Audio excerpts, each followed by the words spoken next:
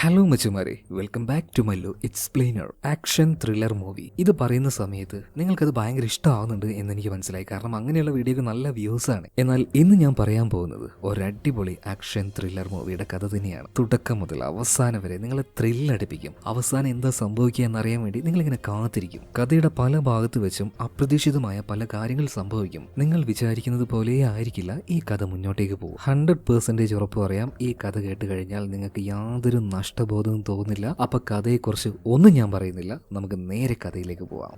സിനിമയുടെ ആരംഭത്തിൽ കഥാനായകനായിട്ടുള്ള റോജർ ബ്രൗണിനെ കാണിക്കുകയാണ്. അത്യാവശ്യം നല്ല രീതിയിൽ പണം സമ്പാദിക്കുന്ന സമ്പന്നനായിട്ടുള്ള ഒരാൾ തന്നെയാണ് ഈ റോജർ. വളരെ ഫേമസ് ആയിട്ടുള്ള ഒരു മാൻ പവർ ഏജൻസിയിലെ സീനിയർ HR പോസ്റ്റിലാണ് അവൻ ജോലി ചെയ്യുന്നത്. ഭയങ്കര റെസ്പെക്ട് എല്ലാം കിട്ടുന്ന ഒരു പൊസിഷനാണ്. അതുപോലെ തന്നെ അവന്റെ ഭാര്യയ്ക്ക് ഒരു ആർട്ട് ഗാലറി ഉണ്ട്. ഭാര്യയുടെ പേര് ഡയാന ബ്രൗൺ എന്നാണ്. അതുപോലെ തന്നെ റോജറിന് ഒരു ശീലമുണ്ട്. അവന്റെ ഭാര്യയായിട്ടുള്ള ഡയാനയ്ക്ക് ഇടയ്ക്കിടയ്ക്ക് വളരെ എക്സ്പെൻസീവ് ആയിട്ടുള്ള ഗിഫ്റ്റുകൾ മേടിച്ചു കൊടുക്കും. ഇപ്പൊ തന്നെ ഓഫീസിൽ പോകുന്നതിന് മുന്നേ അവനൊരു ഗിഫ്റ്റ് അവിടെ വെച്ചിട്ടുണ്ട്. അപ്പൊ ഡയാന ഇങ്ങനെ അവനെ നോക്കിയിട്ട് ഇതെന്തിനാടാ എപ്പോഴും ഇങ്ങനെ മേടിക്കുന്നത് എന്നൊക്കെ ഇങ്ങനെ ചോദിക്കുകയാണ്. മാത്രമല്ല ഇവർ പോകുന്ന വഴിയിൽ ഡയാന, എല്ലടാ ഒരുപാട് വർഷമായില്ല, നമുക്കൊരു കുഞ്ഞൊക്കെ വേണ്ടതെന്ന് ചോദിക്കുമ്പോൾ റോജർ വിഷയം മാറ്റുകയാണ്. അവനെന്തോ കുഞ്ഞുങ്ങളാവുന്നതിൽ വലിയ താല്പര്യമില്ലാന്ന് തോന്നും. അങ്ങനെ ഡയാനയുടെ ആ ഒരു ആർട്ട് ഗാലറിന്റെ അവിടെ എത്തി അവൾ അവിടെ ഇറക്കി വിടുകയാണ്. ഇതേ സമയം തന്നെ അവിടെ ഉണ്ടായിരുന്ന ഒരാളുമായിട്ട് അവൾ സംസാരിക്കുന്നുണ്ട്. ഇത് കണ്ട റോജറിന് ഭയങ്കരമായിട്ട് പൊസസീവ് ആവുകയാണ്. അവന്റെ ഉള്ളിൽ ഒരു അപകർഷതാബോധമുണ്ട്. അതായത് അവന് ഹൈറ്റ് കുറവാണ്. ഹൈറ്റുള്ള ആൾക്കാരെയാണ് പെൺകുട്ടികൾക്ക് ഇഷ്ടം. ഇനി എന്റെ ഡയാനയ്ക്ക് ഇത് കാരണം ഫ്യൂച്ചറിൽ എന്നോട് എന്തെങ്കിലും ഇഷ്ടക്കുറവ് ഉണ്ടാവുമോ? എന്നാൽ ഫ്യൂച്ചറിൽ അങ്ങനെ ഉണ്ടാവാതിരിക്കാനാണ്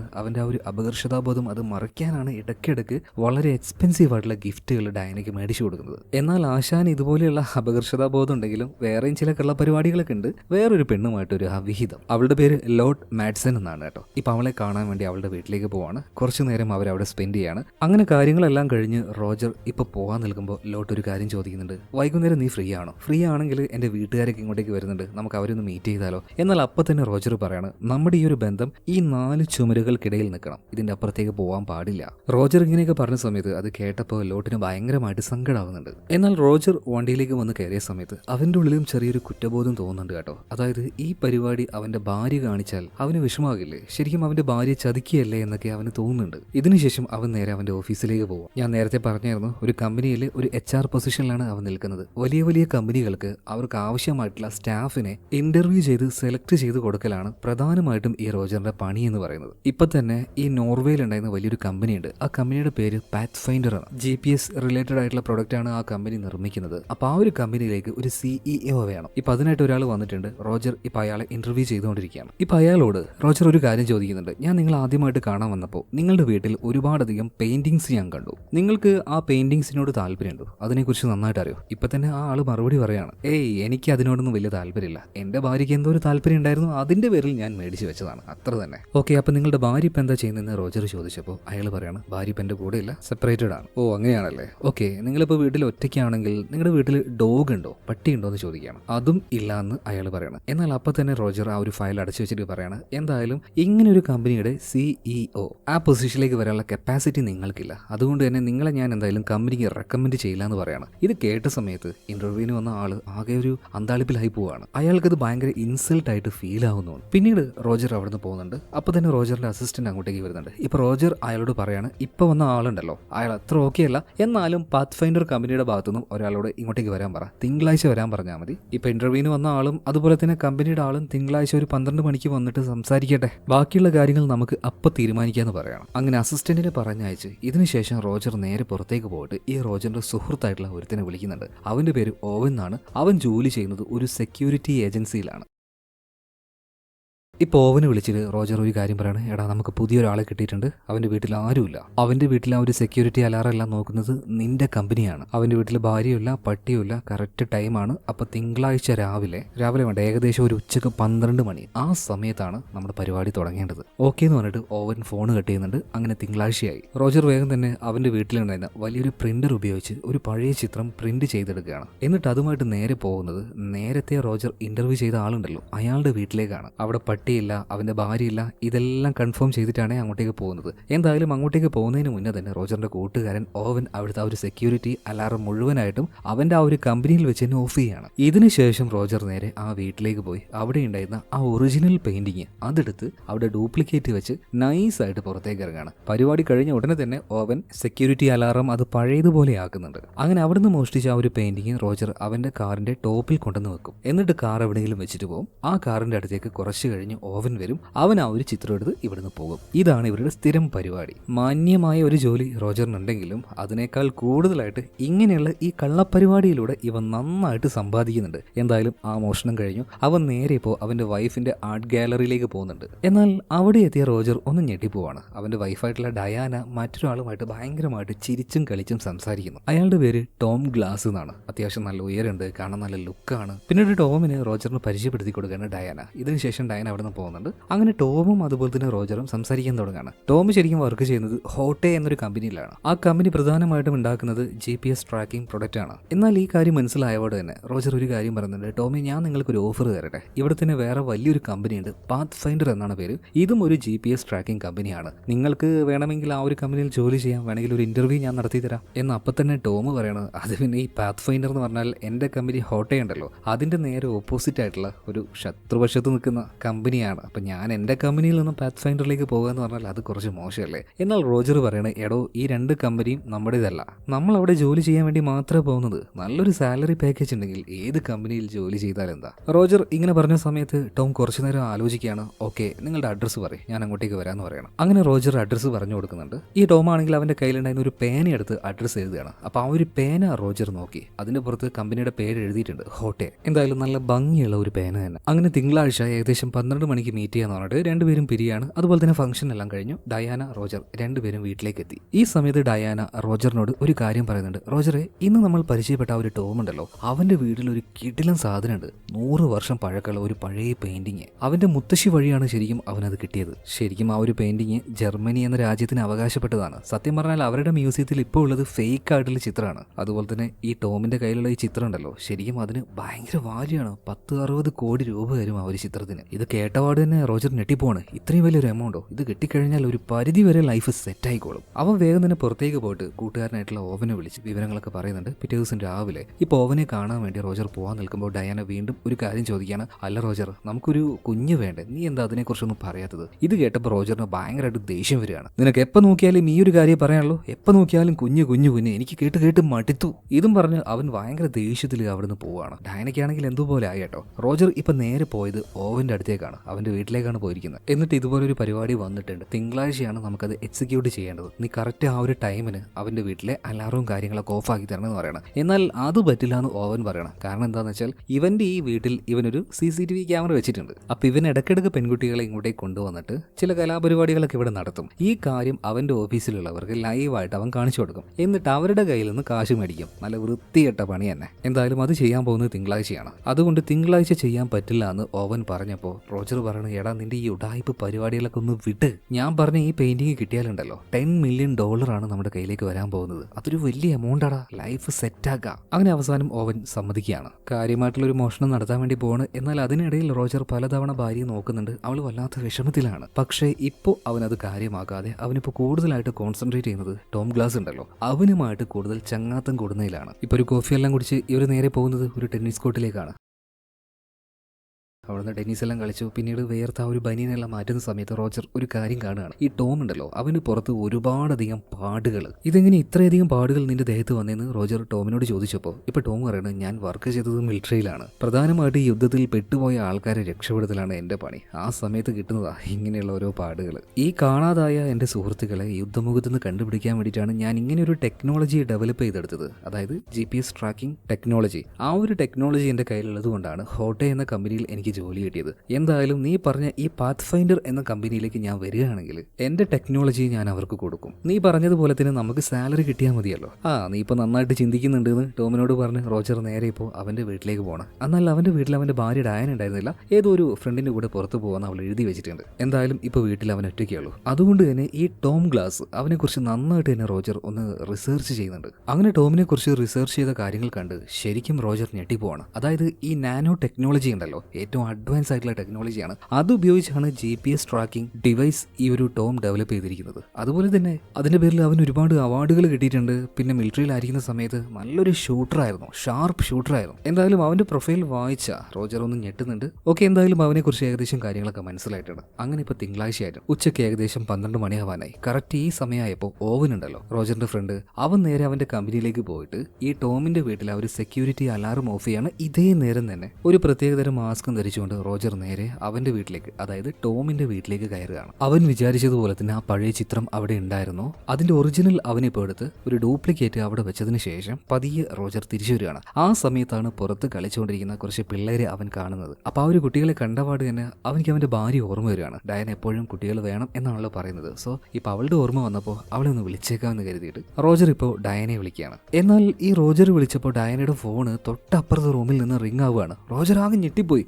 അവളുടെ ഫോൺ എങ്ങനെ ഇങ്ങോട്ടേക്ക് വന്നത്? വേഗം തന്നെ ആ റൂമിലേക്ക് ചെന്ന് നോക്കിയപ്പോൾ ആ റൂം ആകെ അലങ്കോലമായി കിടക്കുകയാണ്. അവിടുത്തെ ബെഡ്ഷീറ്റിന്റെ അടിയിൽ വെച്ച് ഡയനയുടെ ഫോണും റോജറിന് കിട്ടുന്നുണ്ട്. റോജർ ആകെ ഞെട്ടിപ്പോയി. അതായത് ഈ ടോമും അവന്റെ ഭാര്യയായിട്ടുള്ള ഡയനയും തമ്മിൽ എന്തോ ഒരു രഹസ്യ ബന്ധമുണ്ടെന്ന് അവന് മനസ്സിലായി. അങ്ങനെ അന്ന് രാത്രി അവന്റെ വീട്ടിലേക്ക് വന്ന പാട് തന്നെ റോജർ ഇപ്പോൾ ഡയനോട് ചോദിക്കണം, ഡയന നിന്റെ ഫോൺ എവിടെ? എന്താ നീ വിളിച്ചിട്ട് ഫോൺ എടുക്കാത്തത്? ഇപ്പൊ ഡയന പറയണ, എടാ എന്റെ ഫോൺ എവിടെയോ മിസ്സായി പോയി. രാവിലെ ആർട്ട് ഗ്യാലറിയിൽ നിന്നാണ് മിസ്സായത്. ഇനി അവിടെ തന്നെ ഉണ്ടോ അല്ലെങ്കിൽ ആരെങ്കിലും അടിച്ചു മാറ്റിയതാണോ എന്നൊന്നും അറിയില്ല. സത്യം പറഞ്ഞാൽ ഈ ഒരു സമയത്ത് ഡയാന നുണ പറയാണോ അല്ലെങ്കിൽ സത്യം പറയാണോന്ന് റോജറിന് മനസ്സിലാക്കാൻ കഴിയുന്നില്ല. അങ്ങനെ പിറ്റേ ദിവസം രാവിലെയായി. റോജർ പറഞ്ഞതുപോലെ തന്നെ പാത്ത് ഫൈൻഡർ കമ്പനിയുടെ ഭാഗത്തുനിന്ന് ആൾക്കാർ വന്നിട്ടുണ്ട്. അതുപോലെ തന്നെ ടോമും അവിടെയുണ്ട്. അപ്പൊ അവന്റെ ആ ഒരു പുതിയ കണ്ടുപിടുത്തമുണ്ടല്ലോ, നാനോ ടെക്നോളജി ഉപയോഗിച്ചുള്ള GPS ട്രാക്കിംഗ് ഡിവൈസ്, അതിനെക്കുറിച്ച് അവൻ വിശദമായിട്ട് പറഞ്ഞു കൊടുക്കുകയാണ്. അതായത് ഈ ഒരു ഡിവൈസ് നമ്മുടെ കണ്ണുകൊണ്ട് കാണാൻ കഴിയില്ല. ഇതൊരു പൊടി പോലെയാണ്. ഏതെങ്കിലും ഒരാളെ നമുക്ക് ട്രാക്ക് ചെയ്യണമെങ്കിൽ അയാളുടെ ദേഹത്ത് അയാൾ പോലും അറിയാതെ നമുക്ക് ഈ പൊടി വിതറാൻ കഴിയും. എന്തിനു പറയണം, അയാളുടെ മുടിയിൽ ഈ പൊടി ആയാൽ അയാൾ അത് അറിയുക പോലുമില്ല.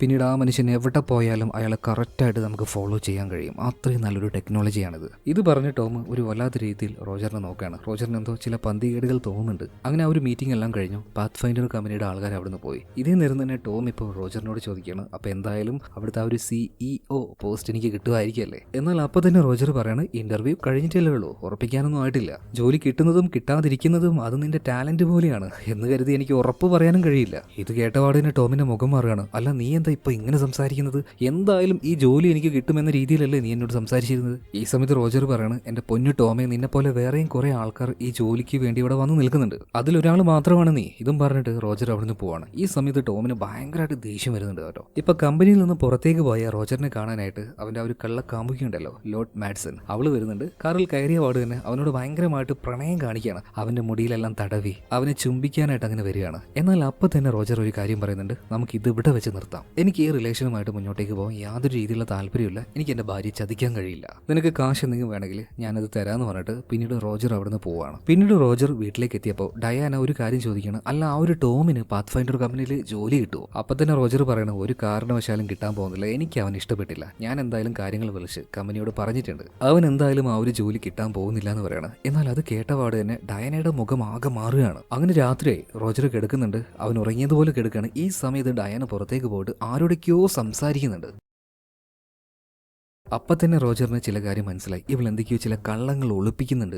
ഇതേ രാത്രി തന്നെ ഈ റോജറിന്റെ കൂട്ടുകാരനായിട്ടുള്ള ഓവൻ ഉണ്ടല്ലോ, ആരും അറിയാതെ ഈ റോജറിന്റെ വീട്ടിലേക്ക് വന്ന് അവന്റെ കാറിൽ നിന്നും എന്തോ എടുക്കാൻ ശ്രമിക്കുകയാണ്. പിന്നീട് എന്ത് സംഭവിച്ചെന്ന് കാണിക്കുന്നില്ല. പിറ്റേ ദിവസം രാവിലെയായി. എപ്പോഴത്തെയും പോലെ തന്നെ റോജർ ഓഫീസിലേക്ക് പോകാൻ വേണ്ടി അവന്റെ കാറിന്റെ അടുത്തേക്ക് വന്ന് കാറ് തുറന്നപ്പോൾ ഡ്രൈവിംഗ് സീറ്റിൽ ബോധമില്ലാതെ കിടക്കുന്ന ഈ ഓവനെയാണ് കാണുന്നത്. പെട്ടെന്ന് കണ്ടപ്പോൾ തന്നെ റോജർ ഒന്ന് ഞെട്ടിപ്പോയി. അവൻ എത്ര വിളിച്ചിട്ടും എഴുന്നേൽക്കുന്നില്ല. റോജർ വേഗം തന്നെ അവന്റെ ആ ഒരു ബോഡി പുറത്തേക്ക് വലിച്ചെടുത്ത് നേരെ ഡിക്കിയിലേക്ക് ഇടുക. പിന്നീട് കാറിന്റെ റൂഫ് ടോപ്പിലേക്ക് നോക്കിയ സമയത്ത് അതിന്റെ ഉള്ളിൽ തിരികെ വെച്ച ആ ഒരു ഫോട്ടോ ഉണ്ടല്ലോ, അതെടുക്കാൻ വേണ്ടിയിട്ടാണ് ഇവൻ ഇന്നലെ രാത്രി കാറിലേക്ക് വന്ന് കയറിയെന്ന് മനസ്സിലായി. പക്ഷേ എങ്ങനെയാണ് ഇവന്റെ ബോധം നഷ്ടമായത്? എന്നാൽ അധിക നേരം ആലോചിക്കേണ്ടി വന്നില്ല അവൻ എന്താ സംഭവിച്ചതെന്ന് അറിയാൻ വേണ്ടിയിട്ട്. റോജർ ഇപ്പോൾ ഡ്രൈവിംഗ് സീറ്റിലേക്ക് ഇരുന്ന സമയത്ത് അവന്റെ ബാക്കിൽ എന്തോ ഒന്ന് കുത്തുകയാണ്. വേഗം തന്നെ അത് എന്താണെന്ന് എടുത്തു നോക്കിയപ്പോൾ ചെറിയ സൂചി പോലെയുള്ള ഒരു സാധനം, അതിലെന്തോ ഒരു മരുന്നും ഉണ്ടായിരുന്നു. അപ്പൊ ഇന്നലെ രാത്രി ഈ ചിത്രം ഇവിടുന്ന് കൊണ്ടുപോകാനായിട്ട് വന്ന ഈ ഓവൻ ഇവിടെ കയറിയിരുന്നു. അവന്റെ ആസനത്തിൽ ഇത് തട്ടി. അങ്ങനെയാണ് അവന്റെ ബോധം പോയത്. എന്നാലും ആരായിരിക്കും ഇത് ചെയ്തിട്ടുണ്ടാവുക? ഇതിങ്ങനെ ആലോചിച്ച് നിൽക്കുമ്പോഴാണ് അങ്ങോട്ടേക്ക് ഡയന വരുന്നത്. സാധാരണ അവളങ്ങനെ വരാത്തതാണ്. വന്നിട്ട് എന്താണ് കുഴപ്പമൊന്നുമില്ലല്ലോ എന്നൊക്കെ അവൾ ചോദിക്കുകയാണ്. മാത്രമല്ല അവന്റെ മുടിയിൽ തലോടി അവനൊരു കിസ് എല്ലാം കൊടുത്തിട്ടാണ് അവനെ വിടുന്നത്. കുറച്ച് സ്ട്രെയിഞ്ച് ആയിട്ട് തോന്നുകയാണ് റോജറിന് ഇതൊക്കെ. എന്തായാലും അവൻ പിന്നീട് നേരെ കാർ ഓടിച്ചു പോകുന്നത് ഒരു തടാകത്തിനരികിലേക്കാണ്. എന്ത് ചെയ്യണമെന്ന് ഒരു പിടുത്തവുമില്ല. ഈ ചെങ്ങായി ആണെങ്കിൽ ഏകദേശം കാലിയായ മട്ട, കയ്യിലും കഴുത്തിലെല്ലാം തൊട്ടു നോക്കി, യാതൊരു പൾസും ഇല്ല. അങ്ങനെ പിന്നൊന്നും ആലോചിച്ചില്ല, അവന്റെ ഷർട്ടിന്റെ ഉള്ളിൽ വലിയ കല്ലുകൾ തിരികിയിട്ട് അവന് നേരെ ആ ഒരു വെള്ളത്തിലേക്ക് തള്ളിയിടുക. ഇന്നലെ രാത്രി റോജറിനെ കൊല്ലാൻ വേണ്ടി ആരോ ഒരാൾ അങ്ങനെ ഒരു പരിപാടി ഒപ്പിച്ചതാണ്. പക്ഷെ ആ പണി കിട്ടിയത് ഈ ഓവനായി പോയി. എന്തായാലും കൂട്ടുകാരൻ മരിച്ചതിൽ ഭയങ്കര സങ്കടത്തിൽ അവൻ അവിടെ ഇരിക്കുകയാണ്. പെട്ടെന്നാണ് വെള്ളത്തിനടിയിൽ നിന്നും ഓവൻ പൊന്തി വരുന്നത്. അവൻ കിടന്ന് പിടക്കുകയാണ്. ഇത് കണ്ട് ശരിക്കും റോജർ ഞെട്ടിപ്പോയിട്ടോ. പിന്നീട് അവനൊന്നും നോക്കിയില്ല, വെള്ളത്തിലേക്ക് എടുത്ത് ചാടുകയാണ്. ഈ ഓവനെ രക്ഷപ്പെടുത്തി കാറിൽ കൊണ്ട് നിർത്തുന്നുണ്ട്. എന്നാൽ അപ്പോഴും ഓവന്റെ ബോധം പൂർണ്ണമായിട്ട് തിരിച്ചു വന്നിട്ടില്ല. അബോധാവസ്ഥയിൽ എന്തൊക്കെയോ പിച്ചും പിയും പറഞ്ഞുകൊണ്ടിരിക്കുകയാണ്. അങ്ങനെ ഈ ഓവന്റെ വീട്ടിലേക്ക് റോജർ അവനെ കൊണ്ടുവന്നു. പക്ഷേ സെക്യൂരിറ്റി അലാറത്തിന്റെ പാസ്വേഡ് അടിക്കാതെ ഉള്ളിലേക്ക് കയറിയതുകൊണ്ട് തന്നെ കണ്ടിന്യൂസ് ആയിട്ട് അലാറം അങ്ങനെ അടിച്ചുകൊണ്ടിരിക്കുകയാണ്. ഇപ്പൊ റോജർ ഓവനോട് ചോദിക്കുകയാണ്, എടാ പാസ്വേഡ് എന്താണ്? അത് അടിച്ചിട്ടില്ലെങ്കിൽ ഇപ്പൊ പോലീസുകാർ ഇങ്ങോട്ടേക്ക് വരുന്നു പറയാണ്. അങ്ങനെ ഓവൻ റോജറിന് പാസ്വേഡ് പറഞ്ഞു കൊടുക്കുകയാണ്. ആ പാസ്വേഡ് അടിച്ചപ്പോൾ അലാറം അടിക്കുന്ന ശബ്ദം അത് സ്റ്റോപ്പായി. ഇതേ നേരം തന്നെ ഓവൻ പറയുന്നുണ്ട്, എടാ എനിക്ക് ഭയങ്കരമായിട്ട് വയറുവേദന എടുക്കുന്നത്, എങ്ങനെയെങ്കിലും എന്നെ ഒന്ന് ആശുപത്രിയിലേക്ക് കൊണ്ടുപോകുന്നു പറയാണ്. എന്നാൽ ഇപ്പോൾ ഹോസ്പിറ്റലിലേക്ക് പോയി കഴിഞ്ഞാൽ വലിയ പ്രശ്നം, അതുകൊണ്ട് ഇപ്പോൾ പോകാൻ പറ്റില്ല എന്നാണ് റോജർ പറയുന്നത്. ഇതെല്ലാം ആരാ ചെയ്തതെന്ന് എനിക്ക് നന്നായിട്ട് അറിയാം, ആ ടോമാണ്. അവനും എൻ്റെ ഭാര്യയ്ക്കിടയിൽ ഒരു റിലേഷനാണ്. രണ്ടുപേരും കൂടെ എനിക്കിട്ട് പണിയാൻ നോക്കുക, എനിക്ക് കാര്യങ്ങളൊക്കെ മനസ്സിലായി. എന്നാൽ ഈ സമയത്ത് ഓവൻ പറയാണ്, എടാ നിന്റെ ഭാര്യയുടെ അവിഹിത കഥ ഇപ്പം പറയാതെ എന്നൊന്ന് ആശുപത്രി കൊണ്ടുപോടാ, എൻ്റെ വയറ് വേദനിച്ചിട്ട് വയ്യ. അപ്പൊ റോജർ വീണ്ടും പറയണ, എടാ ആശുപത്രി പോകാൻ പറ്റില്ല, അത് വലിയ വിഷയമാകും. വേദന സഹിക്കാൻ പറ്റാതെ ഓവൻ വീണ്ടും പറയണ, എടാ എന്നെ ഇപ്പൊ കൊണ്ടുപോയിട്ടില്ലെങ്കിൽ ഞാൻ നിന്നെ വെട്ടിവെച്ച് കൊല്ലും കേട്ടോ. എന്നാൽ റോജർ അതൊക്കെ അവൻ വെറുതെ പറയായിരിക്കും എന്ന് കരുതിയിട്ട് എന്തെങ്കിലും ഈ വിഷത്തിനൊരു മറുമരുന്ന് കൊടുക്കണമല്ലോ, പാല് കുടിക്കുന്നത് നല്ലതാണ്. അപ്പൊ ഫ്രിഡ്ജിൽ പോയിട്ട് പാലെടുക്കാൻ നോക്കുമ്പോൾ അവിടെ ഒരു ഗണ്ണ് ഫുള്ളായിട്ട് ലോഡ് ചെയ്ത് വെച്ചിട്ടുണ്ട്. എന്തായാലും അതും കയ്യിലെടുത്ത് റോജർ ഇപ്പം നേരെ ഓവന്റെ അടുത്തേക്ക് വരികയാണ്. അപ്പോൾ ഓവനാണെങ്കിൽ കയ്യിലൊരു മിഷ്യൻ ഗണ്ണ് പിടിച്ച് നിൽക്കുന്നത്. എടാ ഞാൻ പറഞ്ഞില്ലേ എനിക്ക് വേദന സഹിക്കാൻ പറ്റുന്നില്ല, എന്നെ ആശുപത്രിയിലേക്ക് കൊണ്ടുപോകുന്നു. ഇത് പറയുന്നതിനിടയിൽ അവന്റെ കയ്യിലുണ്ടായിരുന്ന ഗണ്ണ് അറിയാതെ പൊട്ടിപ്പോവാണ്. റോജറിന്റെ കയ്യിലുണ്ടായിരുന്ന പാലിന്റെ പാക്കറ്റും പൊട്ടുന്നുണ്ട് കേട്ടോ. ഇങ്ങനെയൊക്കെ സംഭവിച്ചപ്പോൾ അറിയാതെ റോജറിന്റെ കയ്യിലുണ്ടായിരുന്ന ആ ഒരു പിസ്റ്റലും പൊട്ടുകയാണ്. അതിലെ ബുള്ളറ്റ് നേരെ ചെന്ന് കയറുന്നത് ഓവന്റെ നെറ്റിയിലാണ്. സ്പോട്ടിൽ മരിച്ചുപോയി. റോജർ ആകെ അന്തം വിട്ട് അങ്ങനെ നിൽക്കുകയാണ്. കുറച്ച് സമയം കൊണ്ട് എന്താണ് ഇവിടെ സംഭവിച്ചതെന്ന് അവന് മനസ്സിലാവുന്നില്ല. എന്നാൽ ഇതേ നേരം തന്നെ റോജറിന് ഈ പണിയെല്ലാം കൊടുത്ത ടോം ഗ്ലാസിനെ കാണിക്കുകയാണ്. അവന്റെ കയ്യിൽ ഒരു ട്രാക്കർ ഉണ്ട്. ആ ട്രാക്കർ ഉപയോഗിച്ച് റോജർ എവിടേക്കാണ് പോകുന്നതെന്ന് വ്യക്തമായിട്ട് തന്നെ ടോം മനസ്സിലാക്കുന്നുണ്ട്. ഇപ്പോൾ ഈ ഒരു ഓവന്റെ വീട്ടിൽ നിന്ന് പുറത്തേക്ക് ഇറങ്ങിയ റോജർ പുറത്ത് നിൽക്കുന്ന ടോമിനെ കാണുകയാണ് കേട്ടോ. പണി കിട്ടിയെന്ന് മനസ്സിലായ റോജർ വേഗം തന്നെ ഓട്ടി വന്ന് അവന്റെ കാറിൽ കയറുന്നുണ്ട്. കാർ എടുത്ത് അവൻ അപ്പം തന്നെ പോകണം. അവന്റെ പിന്നാലെ തന്നെ ഈ ടോമും വരുന്നുണ്ട് കേട്ടോ. എന്നാൽ റോജറിന് ഒരു കാര്യം മനസ്സിലായി, ഈ കാറിൽ അവൻ ട്രാക്കിംഗ് ഡിവൈസ് വെച്ചിട്ടുണ്ട്, ഉറപ്പായിട്ടും എന്റെ പിന്നാലെ അവൻ വരും. അതുകൊണ്ട് തന്നെ വളരെ വേഗത്തിൽ ഓടിച്ചു പോയി. കുറച്ച് അപ്പുറത്ത് റോജറിന്റെ സുഹൃത്ത് ഈ ഓവൻ ഉണ്ടല്ലോ, അവന്റെ ഒരു കാർ ഉണ്ടായിരുന്നു. ആ കാറിലേക്ക് വേഗം ചെന്ന് കയറുകയാണ്. എന്നിട്ട് ഈ ടോം കാണാതെ തന്നെ ഒരു തടാകത്തിനരികിലേക്ക് പോയിട്ട് അവനിട്ട എല്ലാ വസ്ത്രങ്ങളും വലിച്ചൂരി കളയാണ്. ഇനിയിപ്പോൾ ആ ഒരു വസ്ത്രത്തിലും ട്രാക്കിംഗ് ഡിവൈസ് വെക്കാനുള്ള സാധ്യതയുണ്ട്. അങ്ങനെ വസ്ത്രമെല്ലാം ഊരിക്കഴിഞ്ഞ് നേരെ ഓവന്റെ കാറിലേക്ക് വന്ന് കയറി അവന്റെ സെക്യൂരിറ്റി ഡ്രസ്സും കാര്യങ്ങളൊക്കെ ഉണ്ടായിരുന്നു, അതെടുത്തിടുകയാണ്. എന്നിട്ട് ഈ കാറുമായിട്ട് നേരെ സിറ്റിയുടെ പുറത്തുള്ള ഒരു സ്ഥലത്ത് ഒരു പഴയ ഒരു കോട്ടേജ് ഉണ്ട്, അങ്ങോട്ടേക്ക് പോവാണ്. എന്തെങ്കിലുമൊക്കെ ഉടായ്പ പരിപാടി ചെയ്യുന്ന സമയത്ത് അവൻ ഇടയ്ക്കിടയ്ക്ക് ഇങ്ങോട്ടേക്ക് വരാറുണ്ട്. അപ്പോൾ അവിടുത്തെ ഓണറുടെ പെർമിഷനൊക്കെ മേടിച്ച് ബേക്കിൽ ഒരു ഔട്ട് ഹൗസ് ഉണ്ട്, നേരെ അവൻ അങ്ങോട്ടേക്ക് പോവാണ്. കുറെ പണിയായുധങ്ങളും അതുപോലെ തന്നെ ഒരു ട്രാക്ടറും വെച്ചൊരു റൂമായിരുന്നു. ഇപ്പൊ റോജർ അവന്റെ സാധനങ്ങളെല്ലാം അവിടെ വെക്കുന്നുണ്ട്. കൂട്ടത്തിൽ നേരത്തെ ഓവന്റെ വീട്ടിൽ നിന്നെടുത്ത ആ ഒരു ഗണ്ണ്, അതായത് ഓവന്റെ ഗണ്ണാണത്, അതും അവിടെ വെക്കുകയാണ്. എന്നാൽ അധികം വൈകാതെ തന്നെ റോജറിനെ കറക്റ്റായിട്ട് ട്രാക്ക് ചെയ്ത് ടോം ഇങ്ങോട്ടേക്ക് എത്തുകയാണ്. ഇപ്പൊ ആ ഒരു കോട്ടേഴ്സിന്റെ ഓണർ ഉണ്ടല്ലോ, അയാളോട് വന്ന് സംസാരിക്കുന്നുണ്ട്. എന്നാൽ അയാൾ വേറെ എന്തൊക്കെയോ കാര്യങ്ങളാണ് പറയുന്നത്. ഇതിനിടയിൽ റോജർ ആ ഔട്ട് ഹൗസിൽ നിന്നും ചെറിയൊരു ഹോളിലൂടെ ടോം ഇങ്ങോട്ടേക്ക് വന്നത് മനസ്സിലാക്കുകയാണ്. റോജർ ആകെ ഞെട്ടിപ്പോയി. ഇവൻ ശരിക്കും എവിടെയാണ് ട്രാക്കർ വെച്ചിരിക്കുന്നത് ഒന്നും മനസ്സിലാവുന്നില്ലല്ലോ. എന്തായാലും അധികം വൈകാതെ ടോം ഇങ്ങോട്ടേക്കും വരുന്നു മനസ്സിലായ റോജർ വേഗം അവിടെ നിന്ന് ഇറങ്ങി ഓടുകയാണ്. തൊട്ടപ്പുറത്ത് മരം കൊണ്ടുണ്ടാക്കിയ ചെറിയൊരു ബാത്റൂം ഉണ്ടായിരുന്നു, അവൻ അതിന്റെ ഉള്ളിൽ പോയിട്ട് വിളിക്കുകയാണ്. ഇതേ സമയം തന്നെ ടോം ഇപ്പോൾ റോജറിനെ നോക്കിയിട്ട് ആ ഔട്ട് ഹൗസിലേക്ക് വന്നു. അവിടെ അപ്പോൾ റോജർ ഉണ്ടായിരുന്നില്ല. എന്നാൽ റോജർ അവിടുത്തെ ആ ഒരു ടേബിളിൽ വെച്ച് ഓവന്റെ ഗണ്ണുണ്ടായിരുന്നു. ആ ഗണ്ണ് ഇപ്പോൾ ടോം എടുത്ത് അവന്റെ കയ്യിൽ വെക്കുകയാണ്. മാത്രമല്ല അവിടെ റോജറിനെ കാണാത്തതുകൊണ്ട് തന്നെ തൊട്ടപ്പുറത്ത് ഒരു ബാത്റൂം കാണുന്നുണ്ട്. മിക്കവാറും അവൻ അവിടെ പോയിട്ടുണ്ടായിരുന്നു കരുതിയിട്ട് ഇപ്പോൾ റോജറിനെ നോക്കിയിട്ട് നേരെ ടോം അങ്ങോട്ടേക്ക് പോവാണ്. എന്നാൽ ഇപ്പൊ പെടുന്നു മനസ്സിലായ റോജർ എന്താക്കി, ഒന്നും നോക്കിയില്ല, ഈ ബാത്റൂമിന്റെ അടിഭാഗം ഈ വേസ്റ്റ് എല്ലാം പോകുന്ന സ്ഥലം ഉണ്ടല്ലോ, അങ്ങോട്ടേക്ക് എടുത്ത് ഒരു ചാട്ടങ്ങട് ചാടുകയാണ്. അധികം വൈകാതെ അങ്ങോട്ടേക്ക് ഇപ്പൊ ടോമും വരുന്നുണ്ട്. ടോമും വന്ന് നോക്കിയപ്പോൾ അവിടെ റോജറിനെ കാണാനില്ല. പക്ഷേ ലൊക്കേഷൻ വെച്ച് നോക്കുമ്പോൾ കറക്റ്റ് റോജർ ഇവിടെ നിൽക്കുന്നതായിട്ടാണ് കാണിക്കുന്നത്. അതായത് ടോം ഒരിക്കലും ചിന്തിക്കുന്നില്ല ബാത്റൂമിന്റെ അടിയിലെ ആ ഒരു വേസ്റ്റിന്റെ ഉള്ളിൽ പോയിട്ട് റോജർ ഒളിച്ചിരിക്കുകയാണ്. ഇപ്പൊ ആകെ കൺഫ്യൂഷനായ ടോം അവന്റെ ഒരു നായയുണ്ട്, ആ നായോട് എങ്ങനെയെങ്കിലും റോജറിനെ കണ്ടുപിടിക്കുന്ന പറഞ്ഞിട്ട് അതിനെ തൊളിച്ചു വിടുകയാണ്. എന്നിട്ട് ടോം പുറത്തേക്ക് വന്നിട്ട് അവിടെ മുഴുവനായിട്ടും റോജറിനെ അങ്ങനെ തപ്പിക്കൊണ്ടിരിക്കുകയാണ്. ഈ ഗ്യാപ്പിന് ബാത്റൂമിന്റെ അടിയിൽ നിന്നും എഴുന്നേറ്റ് റോജർ അവിടെ ഉണ്ടായിരുന്ന കാട്ടിലേക്ക് ഓട്ടം ജീവനും കയ്യിൽ പിടിച്ച് പേടിച്ച് ഓടുകയാണ് കേട്ടോ. അങ്ങനെ രാത്രിയായപ്പോൾ ടോം പോയിട്ടുണ്ടാകും എന്ന് കരുതി കരുതിയിട്ട് ഇതേ സ്ഥലത്തേക്ക് തന്നെ റോജർ തിരിച്ചു വരികയാണ്. എന്നിട്ട് അവന്റെ കാറ് കയറിയിട്ട് ആ കാർ എടുത്ത് പോകാൻ നിൽക്കുമ്പോൾ അതിന്റെ എല്ലാ വയറുകളും കട്ട് ചെയ്തിട്ടിരിക്കുകയാണ്. കാർ സ്റ്റാർട്ട് ആവുന്നില്ല. ടോം പോയിട്ടുണ്ടാവില്ല, ഇവിടെ തന്നെ ഉണ്ടാവും എന്ന് റോജറിന് ഇപ്പോൾ മനസ്സിലായി. റോജർ ഒന്നും നോക്കിയില്ല, നേരെ അവിടെ ഉണ്ടായിരുന്ന ആ ഗ്യാരേജിലെ ട്രാക്ടർ ഉണ്ടല്ലോ അതെടുത്ത് പോകാൻ നോക്കുകയാണ്. എന്നാൽ അതിന്റെ താക്കോൽ അവിടെ ഉണ്ടായിരുന്നില്ല. അങ്ങനെ താക്കോൽ എടുക്കാനായിട്ട് ആ കോട്ടേജിന്റെ ഓണർ ഉണ്ടല്ലോ നേരെ അയാളുടെ വീട്ടിലേക്ക് ചെന്നപ്പോൾ അയാൾ അവിടെ മരിച്ചു കിടക്കുകയാണ്. അതായത് ടോം വന്ന പാട് തന്നെ അയാളെ കൊന്നിട്ടുണ്ട്. എന്തായാലും അയാളുടെ കീശയിൽ നിന്നും ആ ഒരു ട്രാക്ടറിന്റെ താക്കോൽ എടുത്ത് നേരെ ഗ്യാരേജിലേക്ക് പോവാണ്. എന്നാൽ ആ സമയത്താണ് ടോമിന്റെ ആ ഒരു പിറ്റ് ബുൾ നായ അങ്ങോട്ടേക്ക് വരുന്നത്. ആ നായെക്കുറിച്ച് കൂടുതലായിട്ട് പറയണ്ടല്ലോ, ഒരു കടി കടിച്ചാൽ കടിക്കുന്ന ഭാഗത്തുനിന്ന് 1 കിലോ ഇറച്ചി അത് പറിച്ചെടുക്കും. അമ്മാതിരി ഒരു സാധനമാണ്. ഇതിപ്പോ നമ്മുടെ റോജറിനെ കണ്ട പാടിനെ പാഞ്ഞ് വന്ന് അവന്റെ ഷോൾഡറിൽ കടിക്കുകയാണ്. രക്ഷപ്പെടാൻ വേണ്ടി എന്തൊക്കെയോ റോജർ കാണിച്ചു കൂട്ടുന്നുണ്ട്. ഇതിനിടയിൽ ആ ഒരു നായെ പിടിച്ച് ഒരു വിധത്തിൽ പൊക്കി ഈ ട്രാക്ടറിന്റെ മുൻഭാഗത്തായിട്ട് മണ്ണ് കീറാനായിട്ട് നല്ല കൂർത്ത കമ്പികളുണ്ടാവും, അതിലേക്ക് അങ്ങോട്ട് തൂക്കിയിടുകയാണ്. കമ്പി ദേഹത്ത് കയറിയ പട്ടി അവിടെ വെച്ച് തന്നെ ചാവുകയാണ് കേട്ടോ. എന്നാൽ ആ ഒരു പട്ടിയെ ഒരു ദൂരേക്ക് കളയുന്നൊന്നുമില്ല, അപ്പം തന്നെ ട്രാക്ടറിലേക്ക് കയറിയിട്ട് അതും സ്റ്റാർട്ടാക്കി അതുമായിട്ട് അവൻ വേഗത്തിൽ പോവുകയാണ്. ഇപ്പോഴും ആ ഒരു പട്ടിയുടെ ശവം ട്രാക്ടറിന്റെ മുന്നിൽ തന്നെ തൂങ്ങിക്കിടക്കുന്നുണ്ട്. എന്തായാലും റോഡിലേക്ക് വന്നു, തിരിഞ്ഞു നോക്കി പേടിച്ചാണ് അവൻ ആ ഒരു ട്രാക്ടറുമായിട്ട് പോകുന്നത്. എന്നാൽ ഇതേ നേരം തന്നെ അവന്റെ പിന്നാലെ വേറെ ഏതോ ഒരു വണ്ടി വരുന്നുണ്ട്. അത് ടോം ആയിരിക്കുമെന്ന് കരുതിയിട്ട് ആ ഒരു വെപ്രാളത്തിൽ അവൻ എങ്ങനെയൊക്കെയോ ആ ഒരു ട്രാക്ടർ ഓടിക്കുകയാണ്. അവസാനം അത് മറിഞ്ഞ് വീഴുന്നുണ്ട്. അതിൽ അവന്റെ ബോധം നഷ്ടമാവുകയാണ്. എന്നാൽ അവന്റെ പിന്നിൽ കാറിൽ വന്നിരുന്ന ആള് അത് ടോമൊന്നും ആയിരുന്നില്ല, അത് വേറെ ഏതോ ഒരു യാത്രക്കാരനായിരുന്നു. അയാൾ എന്തായാലും കാർ അവിടെ സൈഡാക്കിയിട്ട് വന്ന് നോക്കുമ്പോൾ ബോധമില്ലാതെ കിടക്കുന്ന ഒരു മനുഷ്യൻ, അതായത് റോജറിനെ കാണുകയാണ്. ഇയാളുടെ ദേഹത്ത് മുഴുവനും മനുഷ്യന്റെ വിസർജ്യം, പച്ചക്ക് പറഞ്ഞാൽ അപ്പി, അത് മുഴുവൻ അയാളുടെ ദേഹത്തായിട്ടുണ്ട്. അങ്ങനെ ഇവിടെ സീൻ കട്ടായി. പിറ്റേ ദിവസം രാവിലെ ആയപ്പോഴാണ് റോജറിന് ബോധം വന്നത്. വന്ന് നോക്കുമ്പോൾ അവനൊരു ആശുപത്രിയിലാണ്. ഷോൾഡറിൽ മരുന്നെല്ലാം വെച്ച് കെട്ടിയിട്ടുണ്ട്. പതിയെ അവിടുത്തെ ആ ഒരു റൂം തുറന്നു നോക്കിയപ്പോൾ പുറത്ത് തന്നെ 2 പോലീസുകാരുണ്ട്. നല്ല ഹൈറ്റും വെയിറ്റും ഉള്ള 2 പോലീസുകാരാണ്. കണ്ടാൽ അറിയാം രണ്ടും ട്വിൻസ് ആണ്. അപ്പൊ എന്തായാലും ഇവരിവിടെ ഇരിക്കുമ്പോൾ ഇതിലൂടെ രക്ഷപ്പെടാൻ കഴിയില്ല. ചെറിയൊരു ഐഡിയ റോജർ ഉപയോഗിക്കുകയാണ്. അവൻ നേരെ റൂമിന്റെ ഡോർ ക്ലോസ് ചെയ്ത് ഉള്ളിൽ പോയി ചെറിയൊരു ശബ്ദം ഉണ്ടാക്കുകയാണ്. അപ്പൊ ആ ശബ്ദം കേട്ടപാട് തന്നെ 2 പേരും ഉള്ളിലേക്ക് ഓടി വന്നു. അവർ നോക്കുമ്പോൾ ആ റൂമിൽ റോജർ ഉണ്ടായിരുന്നില്ല. എന്നാൽ സത്യത്തിൽ അവൻ ആ റൂമിൽ ഉണ്ടായിരുന്നു. ഒരു ഷെൽഫിന്റെ ഉള്ളിൽ കയറി ഒളിച്ചിരിക്കുകയായിരുന്നു. അവന് പൊക്കം കുറവായതുകൊണ്ട് തന്നെ നല്ല നൈസായിട്ട് അവിടെ ഇരിക്കാൻ പറ്റി. എന്തായാലും പോലീസുകാർ ഉള്ളിൽ വന്ന് നോക്കുന്ന സമയത്ത് ആ ഷെൽഫ് തുറന്ന് പുറത്തേക്ക് ഇറങ്ങി ഓടുകയാണ് അവൻ. എന്നാൽ ഈ 2 പോലീസുകാരല്ല, വേറെയും പോലീസുകാർ ഇവിടെ ഉണ്ടായിരുന്നു. അതിലൊരാളിപ്പോ റോജറിനെ കൈയോടെ പിടിക്കുകയാണ്. അതായത് ഇവരെല്ലാവരും വിചാരിച്ചിരിക്കുന്നത് ഇത് റോജർ അല്ല, ഓവൻ ആണെന്നാണ്. കാരണം ഓവന്റെ കാറുമായിട്ടാണല്ലോ ഇവനിങ്ങനെ നടക്കുന്നത്. മാത്രമല്ല ആ കാറുമായിട്ട് അവൻ അവസാനം പോയിരിക്കുന്നത് ആ കോട്ടേജിലേക്കാണ്. അവിടെ ഉണ്ടായിരുന്ന ഓണർ മരണപ്പെട്ടിട്ടുണ്ട്. അതുകൊണ്ട് തന്നെ അതിന്റെ പേരിലാണ് ഇപ്പോൾ ഇവൻ അറസ്റ്റ് ചെയ്തിരിക്കുന്നത്. അതായത് പോലീസുകാർ വിചാരിക്കുന്നത് ഇത് ഓവനാണെന്നാണ്. അതായത് ഈ പോലീസുകാർക്ക് റോജറിനെ അറിയില്ല, ഓവനെ അറിയില്ല. ആ ഒരു കാര്യം നിങ്ങൾ മനസ്സിൽ വെക്കണേ. എന്തായാലും ഈ ഹോസ്പിറ്റലിൽ വെച്ച് റോജറിനെ അറസ്റ്റ് ചെയ്ത് ഈ പോലീസുകാർ സ്റ്റേഷനിലേക്ക് കൊണ്ടുപോവാണ്. അങ്ങനെ സ്റ്റേഷനിലേക്ക് കൊണ്ടുപോകുന്ന സമയത്ത് വാക്കി ടോക്കിയിലൂടെ ഒരു ഇൻഫർമേഷൻ പോലീസുകാർ കിട്ടുന്നുണ്ട്. അതായത് ഇവിടെ ഉണ്ടായിരുന്ന ഒരു ട്രക്ക് കാണാതായിട്ടുണ്ട്, ഇതൊക്കെയാണ് ട്രക്കിന്റെ അടയാളങ്ങൾ. ഓക്കെ, ഞങ്ങളത് നോക്കിക്കൊള്ളാന്ന് പോലീസുകാർ പറയണം. ഇതേ സമയത്ത് തന്നെ പോലീസുകാർ നോക്കുമ്പോൾ കുറച്ച് ദൂരെ നിന്നും ഒരു ട്രക്ക് വരുന്നുണ്ട്. അതായത് ഇപ്പൊ കാണാതായി എന്ന് പറയുന്ന ട്രക്ക് ഉണ്ടല്ലോ, അത് തന്നെയാണിത്.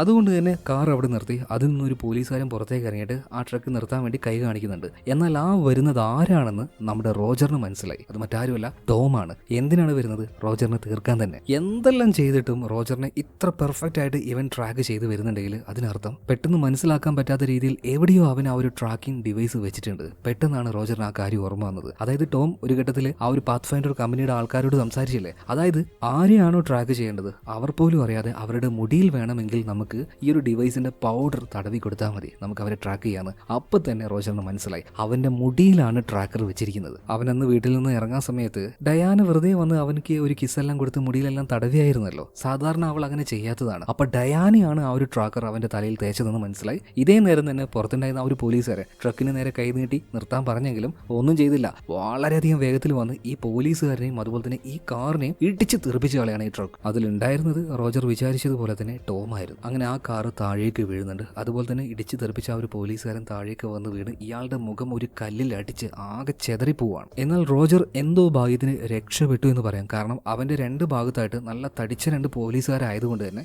ആക്സിഡന്റ് ആയ സമയത്തുള്ള ആഘാതം മുഴുവനും അവരുടെ ദേഹത്തേക്ക് വന്നു. അത്യാവശ്യം പരിക്കുണ്ടെങ്കിലും മരണപ്പെടാതെ റോജർ രക്ഷപ്പെട്ടു. പക്ഷെ ആ കാറിന്റെ ഉള്ളിൽ നിന്നും അവന് പുറത്തേക്ക് ഇറങ്ങാൻ കഴിയുന്നില്ല. ഇതേ സമയത്താണ് അവൻ മരിച്ചോ എന്ന് കൺഫേം ചെയ്യാനായിട്ട് ടോം അങ്ങോട്ടേക്ക് വരുന്നത്. ടോമിനെ കണ്ടപാട് തന്നെ റോജർ അനങ്ങാതെ കണ്ണൊന്ന് ചിമ്മ പോലും ചെയ്യാതെ കിട്ടാതെ മരിച്ചതുപോലെ കിടക്കുകയാണ്. ഇപ്പൊ ടോം വന്നു നോക്കിയപ്പോൾ രക്തത്തിൽ കുളിച്ചു കിടക്കുകയാണല്ലോ റോജർ. അതുകൊണ്ട് തന്നെ റോജർ മരിച്ചു എന്ന് അവൻ കൺഫേം ചെയ്യാണ്. അവൻ അവിടുന്ന് പോവാണ്. എന്നാൽ ടോം പോയി കഴിഞ്ഞപ്പോൾ എങ്ങനെയൊക്കെയോ കഷ്ടപ്പെട്ട് റോജർ ആ കാറിൽ നിന്ന് പുറത്തേക്ക് ഇറങ്ങി വരുന്നുണ്ട്. എന്നാൽ ഇപ്പോഴും അവന്റെ കയ്യിൽ വിലങ്ങുണ്ട്. ആ വിലങ്ങ് അഴിക്കണമെങ്കിൽ പോലീസുകാരന്റെ കയ്യിൽ നിന്നും ആ ചാവി എടുക്കണം. പോലീസുകാരനാണെങ്കിൽ പുറത്തേക്ക് വീണ് അയാളുടെ മുഖമെല്ലാം ആകെ ചെതറി കിടക്കുകയാണ്. എന്തായാലും ആ ഒരു താക്കോലെടുത്ത് ഇപ്പൊ വിലങ്ങ് അഴിക്കുകയാണ് റോജർ. ഈ സമയത്ത് റോജറിന് ഒരു ഐഡിയ തോന്നുന്നുണ്ട്. എന്തായാലും ഇതിനുശേഷം റോജർ ആദ്യം ചെയ്യുന്നത് അവന്റെ മുടി എങ്ങനെയൊക്കെയോ ഷേവ് ചെയ്ത് കളയാണ്. മൂർച്ചയില്ലാത്ത പഴയ ഏതോ ഒരു ഷേവിംഗ് സെറ്റാണ് അവന് കിട്ടിയത്. അതുകൊണ്ട് തന്നെ ഷേവ് ചെയ്യുമ്പോൾ തലയൊക്കെ മുറിയുന്നുണ്ട് കേട്ടോ. എന്തിനാണ് തലമുടി ഷേവ് ചെയ്യുന്നത്? കാരണം മുടിയിലാണ് ട്രാക്കിംഗ് ഡിവൈസ് വെച്ചിരിക്കുന്നത്. എന്തായാലും ഷേവ് ചെയ്ത ആ ഒരു മുടിയെടുത്ത് ഒരു പാക്കറ്റിൽ പൊതി അത് നേരെ ഈ മുഖം വികൃതമായി കിടക്കുന്ന പോലീസുകാരന്റെ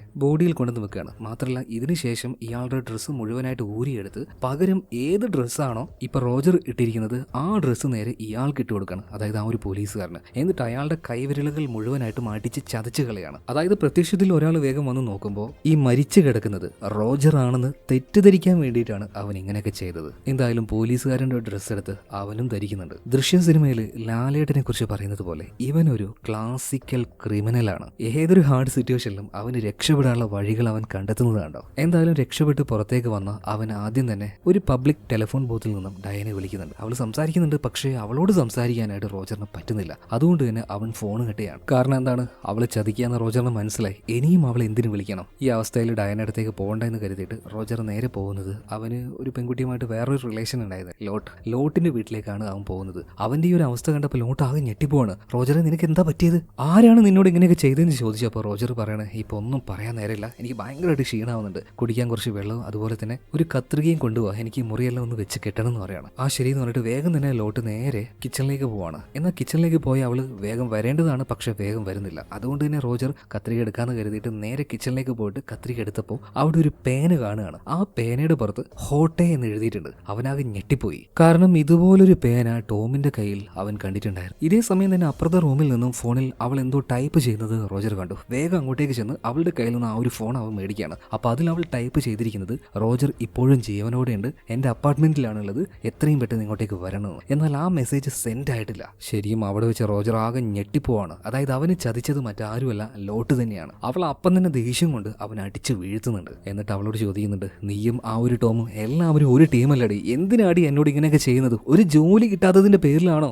അതിന് മാത്രം വലിയൊരു ജോലിയാണോ ഇത്? നീയൊക്കെ ആരാടി, എന്താണ് ഇവിടെ ചെയ്യുന്നതെന്ന് ചോദിച്ചപ്പോ ഇപ്പൊ ഈ ഒരു ലോട്ട് പറയുന്നുണ്ട്, റോജർ നീ വിചാരിക്കുന്ന പോലെ ഒന്നുമല്ല കാര്യങ്ങൾ. ഇതിന്റെ പിന്നിൽ വലിയൊരു കോർപ്പറേറ്റ് തന്നെ ഉണ്ട്. ഇത് ചെറിയ കളിയല്ല, വലിയ കളിയാണ്. ശരിക്കും ഈ ടോം ജോലി ചെയ്യുന്ന ഹോട്ടെ എന്ന് പറഞ്ഞ ആ ഒരു കമ്പനി ഉണ്ടല്ലോ, ആ കമ്പനി അവനെ വിശ്വസിച്ചാണ് ഇപ്പൊ നിൽക്കുന്നത്.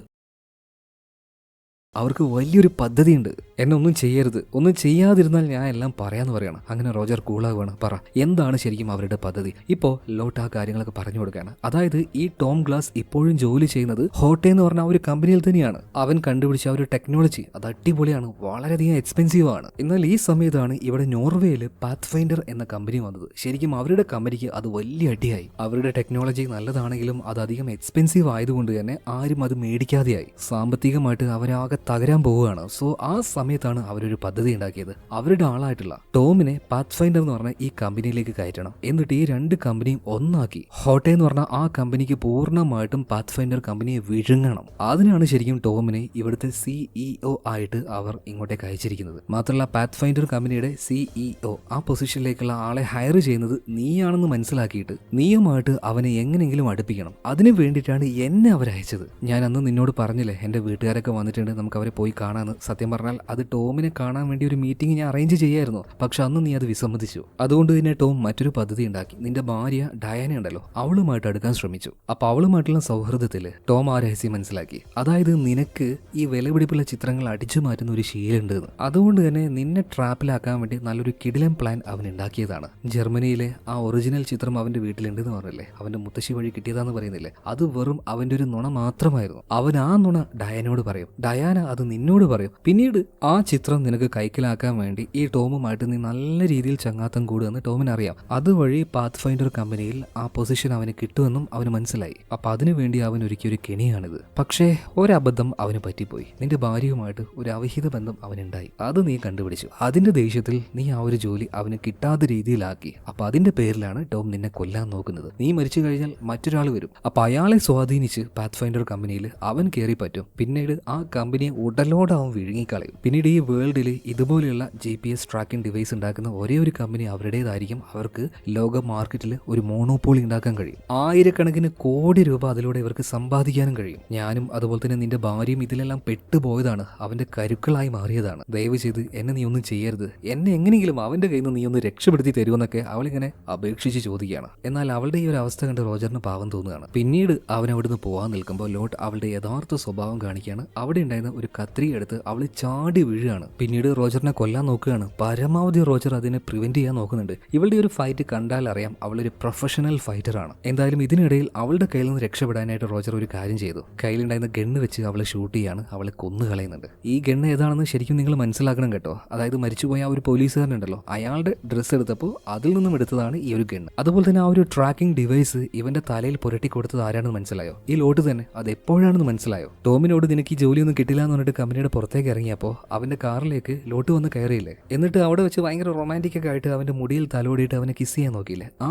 സമയത്താണ് അവന്റെ തലയിൽ ആ ട്രാക്കിംഗ് ഡിവൈസ് തടവിയത്. എന്തായാലും കാര്യങ്ങളൊക്കെ മനസ്സിലായി. റോജറിന് മനസ്സിലായി ഡയാന പാവാണ്, ഡയാനെ ചതിക്കാൻ ശ്രമിച്ചിട്ടില്ല. എന്നാൽ അവൾക്ക് എന്തൊക്കെയോ ചില അബദ്ധങ്ങൾ പറ്റിയിട്ടുണ്ട്. അതുകൊണ്ട് തന്നെ ഡയാനെ കാണാൻ വേണ്ടി റോജർ ചെല്ലുകയാണ്. രാത്രിയിൽ വീട്ടിൽ വന്ന് നിൽക്കുന്ന റോജറിന്റെ ആ ഒരു അവസ്ഥ കണ്ട് ഡയാന തന്നെ ഞെട്ടിപ്പോവാണ്. റോജറെ, നിനക്ക് എന്താ പറ്റിയത്? എന്താ ഇവിടെ നടക്കുന്നത്? ഈ സമയത്ത് റോജർ ചോദിക്കുകയാണ്, നിനക്ക് ഇനിയെങ്കിലും എന്നോട് സത്യം പറഞ്ഞൂടെ ഡയാന എന്ന് ചോദിക്കുകയാണ്. അപ്പോൾ ഡയാനയും ആകെ വിഷമത്തിലാവുകയാണ്. എന്നിട്ട് റോജറിനോട് പറയണ, റോജറെ, എനിക്ക് ചില അബദ്ധങ്ങൾ പറ്റിപ്പോയടാ. കുറേ നാളായില്ലേ ഞാൻ ഒരു കുഞ്ഞിനെ വേണമെന്ന് നിന്നോട് പറയുന്നു. അതിന്റെ പേരിൽ നീ എന്നെ വല്ലാതെ അവഗണിച്ചു. ഈ സമയത്താണ് ടോം എന്നോട് ചങ്ങാത്തവുമായിട്ട് വരുന്നത്. ശരിക്കും അവൻ എന്നെ പറ്റിക്കുകയായിരുന്നു. അവന്റെ ട്രാപ്പിൽ ഞാൻ അറിയാതെ പെട്ടുപോയതാണ്. സത്യം പറഞ്ഞാൽ ഞാൻ ഇപ്പോഴും ആത്മാർത്ഥമായിട്ട് സ്നേഹിക്കുന്നത് നിന്നെ മാത്രമാണ് റോജർ. റോജറിനും അവളുടെ ഭാഗത്ത് ആ ഒരു സത്യങ്ങളൊക്കെ മനസ്സിലാക്കാൻ പറ്റിയ കേട്ടോ. അങ്ങനെ ഇപ്പോൾ റോജർ അവളുടെ കൂടെ വീട്ടിന്റെ ഉള്ളിലേക്ക് പോവാണ്. അവന്റെ ദേഹത്തെല്ലാം നിറയെ മുറിവുകൾ ഉണ്ടായിരുന്നു. അതെല്ലാം മരുന്ന് വെച്ച് ഡയനെ കെട്ടിക്കൊടുക്കുകയാണ്. നടന്ന കാര്യങ്ങളെല്ലാം റോജർ പിന്നീട് പറഞ്ഞു കൊടുക്കുന്നുണ്ട്. ടോം ആരാണെന്നും അവരെന്തൊക്കെയാ ചെയ്യാൻ ഉദ്ദേശിക്കുന്നതെന്നും അങ്ങനെ എല്ലാ കാര്യങ്ങളും ഇപ്പൊ ഡയാനയോട് റോജർ ഷെയർ ചെയ്യാണ്. അതുപോലെ തന്നെ ഇനിയും ചില കാര്യങ്ങൾ ചെയ്ത് തീർക്കാനുണ്ട്. അതിന് പണം ആവശ്യമാണ്. പക്ഷെ എന്റെ കയ്യിൽ ഇപ്പോൾ ക്രെഡിറ്റ് കാർഡ് ഒന്നുമില്ല, എന്റെ അക്കൗണ്ട് എല്ലാം ഫ്രീസ് ആയി കിടക്കുകയാണ്. അപ്പൊ തന്നെ ഡയാന അവളുടെ ആ ഒരു കാർഡ് എടുത്തുകൊണ്ട് വന്നിട്ട് റോജറിന് കൊടുത്തിട്ട് പറയണം, റോജറെ, നീ ഈ കാർഡ് ഉപയോഗിക്കുക. നിന്റെ ഉപയോഗം കഴിഞ്ഞിട്ട് എന്നോട് പറ. അപ്പൊ ഞാൻ ബാങ്കിൽ വിളിച്ച് കംപ്ലൈന്റ് ചെയ്തോളാം എന്റെ കാർഡ് മിസ്സായെന്ന്. അതുപോലെ തന്നെ ഡയാന മറ്റൊരു കാര്യം കൂടെ അവനോട് ചോദിക്കുകയാണ്, റോജറെ, എല്ലാം ഓക്കെ, പക്ഷേ നിനക്ക് എന്തിനാണ് അനാവശ്യമായ ആ ചീത്ത ശീലം? നീ നന്നായിട്ട് സമ്പാദിക്കുന്നില്ലേ, എന്നിട്ടും എന്തിനാണ് ചിത്രങ്ങൾ മോഷ്ടിക്കുന്നത്? ആ സമയത്ത് റോജർ അവന്റെ മനസ്സ് തുറക്കുകയാണ്. സത്യം പറഞ്ഞാൽ ആ ചിത്രങ്ങളെല്ലാം മോഷ്ടിക്കുന്നത് നിനക്ക് വേണ്ടിയിട്ടാണ് ഡയാന. എനിക്ക് വേണ്ടിയിട്ടോ? ഡയാൻ ഇത് കേട്ട് ഞെട്ടിപ്പോവാണ്. അപ്പൊ റോജർ പറയണം, എന്റെ ഉള്ളിൽ ഒരുപാട് അപകർഷതാബോധമുണ്ട്. നീ എന്തെങ്കിലും എന്നെ വിട്ടു പോകുമോ എന്നുള്ളൊരു പേടി എനിക്കുണ്ട്. അതുകൊണ്ടാണ് ഒരുപാട് ഞാൻ സമ്പാദിക്കുന്നതും ആ സമ്പാദ്യത്തിലൂടെ നിനക്ക് വളരെയധികം നല്ല ഗിഫ്റ്റുകൾ മേടിച്ചു തരുന്നതും. ഇതുവഴി നിനക്ക് എന്നോട് ഒരുപാട് സ്നേഹം ഉണ്ടാകുന്നു. നീ എന്നെ ഒരിക്കലും വിട്ടു പോകില്ല എന്നൊക്കെ ഞാൻ തെറ്റിദ്ധരിച്ചു. നിനക്ക് വേണ്ടിയാണ് ഞാൻ ഇപ്പോഴും ഇതൊക്കെ ചെയ്യുന്നത്. അതുപോലെ പലപ്പോഴായിട്ട് കുഞ്ഞ് വേണമെന്ന് നീ പറഞ്ഞില്ലേ, ഞാൻ അതിന് താല്പര്യം കാണിക്കാത്തതിന് വേറൊരു കാരണമുണ്ട്. നീ എനിക്ക് മാത്രമുള്ളതാണ്. ഒരു കുഞ്ഞ് വന്നു കഴിഞ്ഞാൽ നിന്റെ സ്നേഹം ആ കുഞ്ഞിന് കൂടെ പങ്കിട്ട് പോവുക എന്നുള്ള ഒരു പേടി കാരണമാണ് ഞാൻ അതിന് സമ്മതിക്കാതിരുന്നത്. എന്നാൽ പെട്ടെന്ന് തന്നെ റോജറിനെ ഡയന കെട്ടിപ്പിടിച്ച് കരയുകയാണ്. ഇപ്പൊ റോജറിനോട് അവൾ പറയുന്നുണ്ട്, നീ എന്തൊക്കെയാണ് ഈ ചിന്തിച്ച് വെച്ചിരിക്കുന്നത്? ഈ ലോകത്തിൽ എല്ലാത്തിനേക്കാളും വലുത് എനിക്ക് നീയാടാ. നീ കഴിഞ്ഞ് എനിക്ക് വേറെ എന്തുള്ളൂ എന്ന് പറഞ്ഞിട്ട് അവനെ കെട്ടിപ്പിടിച്ച് കരയാണ്. അതേസമയം തന്നെ റോജർ അവളോട് പറയാണ്, ഡയന, എന്നോട് ക്ഷമിക്കണം. അതുപോലെ തന്നെ നീ എനിക്ക് ഒരു ദിവസം സമയം തരണം. എല്ലാം ഞാൻ ശരിയാക്കും, പഴയതുപോലെയാക്കും. ഞാൻ തൽക്കാലം ഇപ്പോൾ ഇവിടുന്ന് പോകാന്ന് പറഞ്ഞിട്ട് റോജർ അവിടുന്ന് പോവാണ്. എന്നാൽ റോജർ പോയി കഴിഞ്ഞ ഉടനെ തന്നെ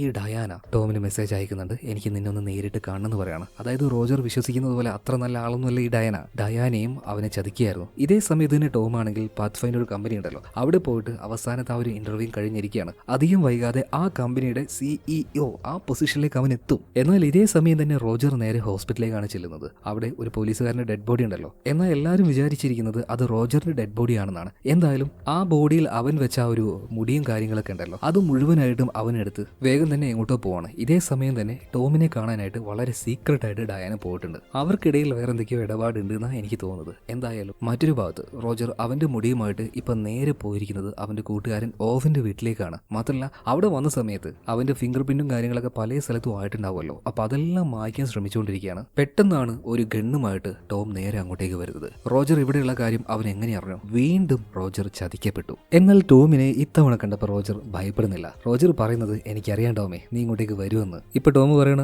ആഹാ നിനക്ക് അറിയായിരുന്നല്ലേ, അല്ല നീ ആ പെണ്ണിനെ കൊന്നല്ലേ? ആ ലോട്ടിനെ? അതെ ഞാൻ അവളെ കൊന്നു. നീ അവളെ ഉപയോഗിച്ചല്ലേ എന്റെ തലയിൽ ആ ഒരു ട്രാക്കർ വെച്ചത്? പക്ഷെ അവളെല്ലാം പറഞ്ഞ് പറ്റിച്ചതുപോലെ എന്റെ ഭാര്യയെ പറഞ്ഞ് പറ്റിക്കാൻ നിനക്ക് പറ്റിയില്ലല്ലോ. എന്റെ ഭാര്യ ഡയാന കാര്യങ്ങളൊക്കെ മനസ്സിലാക്കിയല്ലോ എന്ന് പറയുമ്പോൾ ചിരിച്ചുകൊണ്ട് തന്നെ ടോം പറയണ ആഹാ എല്ലാ കാര്യങ്ങളും നിന്റെ ഭാര്യ മനസ്സിലാക്കിയല്ലേ, നീ ഇപ്പോഴും നിന്റെ ഭാര്യയെ വിശ്വസിക്കുന്നുണ്ടോ? എടാ ഡയാന കുറച്ചു നേരം മുന്നേ എന്റെ കൂടെ കിടന്നവളാണ്, ആ പെണ്ണിനെയാണോ നീ വിശ്വസിക്കുന്നത്? ഇവർ ഈ സംസാരിക്കുന്ന കാര്യങ്ങളെല്ലാം ലൈവായിട്ട് ആ ഒരു സെക്യൂരിറ്റി ഏജൻസി ഉണ്ടല്ലോ അവിടെയുള്ള ആൾക്കാർ കാണുന്നുണ്ട്. കാരണം ഇത് ഓവന്റെ വീടാണ്, ഇവിടെയുള്ള കാര്യങ്ങൾ ലൈവായിട്ട് കാണാനുള്ള സെറ്റപ്പ് അവൻ തന്നെയാണ് ചെയ്തു കൊടുത്തത്.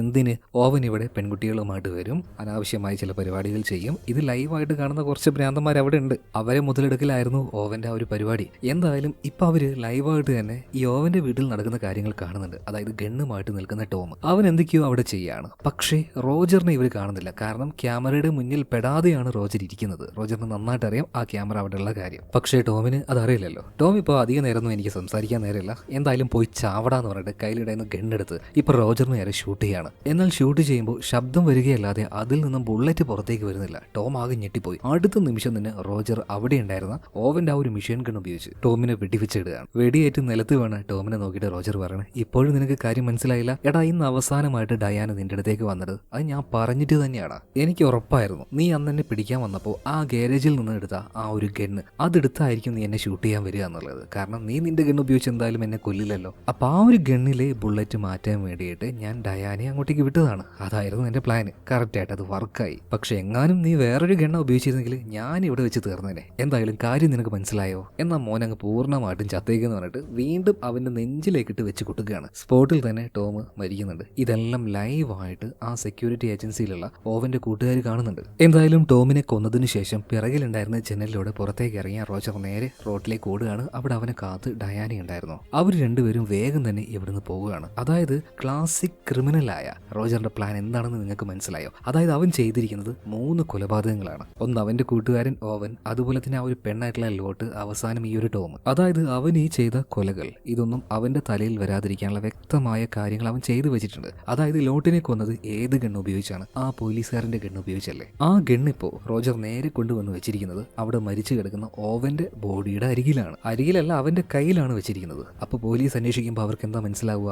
ആ ഗണ്ണ് ഉപയോഗിച്ച് ഓവനാണ് ലോട്ടിനെ കൊന്നത് എന്ന്. അപ്പൊ ലോട്ടിനെ കൊന്ന കാര്യം ഓക്കെ ആയിട്ടുണ്ട്. ഇനി രണ്ടാമത്തേത്, ഈ ടോം അവിടെ വന്നിട്ട് ഷൂട്ട് ചെയ്യുന്ന വീഡിയോ എല്ലാവരും ലൈവായിട്ട് കണ്ടു. എന്നാൽ ആരെയാണ് ഷൂട്ട് ചെയ്യുന്നത് എന്നുള്ള വിഷ്വൽ അവിടെ കാണിക്കുന്നില്ല. പോലീസുകാർ വന്ന് നോക്കുമ്പോൾ കാണുക എന്താണ്? മരിച്ചു കിടക്കുന്ന ഓവനെ. സോ ഓവനെ കൊന്നിരിക്കുന്നത് ടോമാണ്. അതും ഏത് ഗണ്ണ് ഉപയോഗിച്ച്? ടോമിന്റെ തന്നെ ഗണ്ണ് ഉപയോഗിച്ച്. അന്ന് ആ ഒരു ഗാരേജിൽ നിന്നും റോജർ രക്ഷപ്പെട്ടു പോകുന്ന സമയത്ത് ടോമിന്റെ ഗണ്ണ് അവിടെ വെച്ചിട്ടുണ്ടായിരുന്നു. ഉറപ്പായിട്ടും ആ ഒരു ഗണ്ണ് ടോം എടുക്കുമെന്ന് നമ്മുടെ റോജറിന് ഉറപ്പായിരുന്നു. അവൻ എന്തിനാ അങ്ങനെ ചെയ്തേന്നല്ലേ? കാരണം ഈ ഓവന്റെ ഗണ്ണ് ഉപയോഗിച്ച് തന്നെയാണല്ലോ റോജർ അറിയാതെയാണെങ്കിലും ഓവനെ കൊന്നത്. അപ്പൊ അതുപോലെ തന്നെ ഇവിടെ വരുത്തി തീർക്കാനായിട്ട്. സംഭവം നിങ്ങൾക്ക് മനസ്സിലായിട്ടുണ്ടാവും എന്ന് ഞാൻ വിചാരിക്കുകയാണ്. ടോം വെടിവെക്കുന്നത് ലൈവായിട്ട് എല്ലാവരും കണ്ടു. ഓക്കെ, അപ്പൊ അതിന് പ്രതിരോധിക്കാനായിട്ട് ഓവൻ അവന്റെ കയ്യിലുണ്ടായിരുന്ന മിഷൻ ഗണ്ണ് വെച്ച് തിരിച്ച് ഷൂട്ട് ചെയ്തു. സോ 3 കൊലപാതകങ്ങളും നടന്നു കഴിഞ്ഞു. എന്നാൽ അതിലുള്ള റോജറിന്റെ ഒരു പങ്കാളിത്തവും ആർക്കും ഇനി മനസ്സിലാവില്ല. എന്തായാലും എന്താണോ റോജർ പ്ലാൻ ചെയ്തത് അതുപോലെ തന്നെയാണ് ഇൻവെസ്റ്റിഗേഷൻ ചെയ്യാൻ വന്ന പോലീസുകാരും റിപ്പോർട്ട് എഴുതുന്നത്. കാരണം എവിഡൻസിന്റെ ബേസിൽ മാത്രമാണല്ലോ അവർക്ക് റിപ്പോർട്ട് എഴുതാൻ കഴിയുള്ളൂ. അങ്ങനെ കുറച്ച് നാളുകൾ കഴിഞ്ഞു. ഇപ്പൊ റോജറിനെയും അവന്റെ വൈഫായിട്ടുള്ള ഡയാനയും കാണിക്കുകയാണ്. ഡയാന ഇപ്പൊ പ്രഗ്നന്റ് ആണ്, അവളുടെ ആഗ്രഹം പോലെ തന്നെ. മാത്രമല്ല റോജർ അവന്റെ എല്ലാ ഉഡായിപ്പ് പരിപാടിയും നിർത്തി പഴയതുപോലെ ചിത്രങ്ങൾ മോഷ്ടിക്കാനൊന്നും ഇപ്പൊ പോവാറില്ല. അവൻ ജോലി ചെയ്യുന്ന ആ ഒരു കമ്പനിയിൽ മാന്യമായ ഒരു ജോലിയുണ്ട്, മാന്യമായ ശമ്പളമുണ്ട്. സോ ആ കമ്പനിക്ക് വേണ്ടി നല്ല രീതിയിൽ തന്നെ അവൻ ജോലി ചെയ്യുകയും ചെയ്യാണ്. അപ്പൊ ഇത് കാണിച്ചുകൊണ്ടാണ് സിനിമ ഇവിടെ തീരുന്നത്. ഈ സിനിമ നിങ്ങൾക്ക് ഇഷ്ടമായിട്ടുണ്ടാവും എന്ന് എനിക്ക് ഉറപ്പാണ്. അപ്പൊ അടുത്ത വീഡിയോയിൽ നമുക്ക് വീണ്ടും കാണാം. Okay, by.